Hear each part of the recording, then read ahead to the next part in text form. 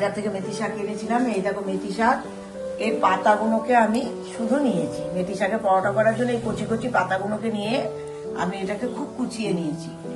নিয়ে ময়দা বা তোমরা আটা যার সাথেও মাখবে, মেখে নিয়ে এর মধ্যে জোয়ান, চাট মশলা, একটু নুন, একটু আদা গ্রেট করে দিয়ে দিয়ে মেখে নিতে হয় ভালো করে। একটুখানি সামান্য মিষ্টি, লঙ্কা কুচো, যেমন যে যেরকম ইয়ে করো, দিয়ে মেখে নিতে হয় ভালো করে। দিয়ে একটু রেস্টে রেখে দিয়ে, আর ময়ান তো দিতেই হবে সাদা তেল দিয়ে, দিয়ে আমি একটুখানি রেখে দিয়ে এবার বড়টা মকারে বেলে নিয়ে ভাজবো। খেতে খুব ভালো হয়। এইগুলো মন্ডর আকারে যেরকম গোল গোল করে নিয়েছে, তারপর এখানে পরোটা বেলছে। দিয়ে এবার এটাকে পরোটা যেমন করে শেখে তেমন শেখে।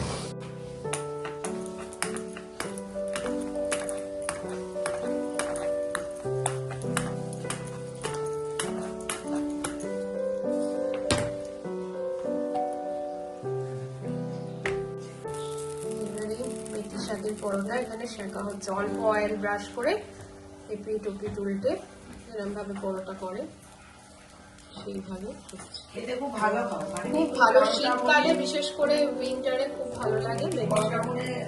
আমার ছেলেও খুব ভালোবাসে এটা খেতে। ব্রেকফাস্ট রেসিপি হিসেবে তোমরা এটা ট্রাই করতে পারো।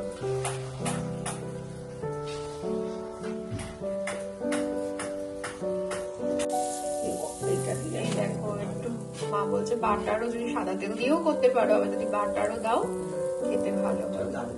বাটার এটা দাদুকে দিয়ে ঠিক আছে। দেখো মেথির পরোটা রেডি হয়ে গেল। এভাবে এক একটা করে এরকম ভাবে বেলে নেওয়া হয়েছে, আর তারপরে সেগুলোকে সেঁকে নিয়ে এরকম দাঁড়াচ্ছে। এটা তোমরা আলুর দম, শীতকালে খেলে ছোট আলুর দম দিয়ে খেতে পারো, আর নানা জিনিস দিয়ে যেভাবে চাও খেতে পারো। খুব ভালো লাগে খেতে, বাচ্চাদেরও খাওয়াতে পারো, খুব ভালো লাগে। একটা স্টাফড পরোটা হিসেবে খুব ভালো।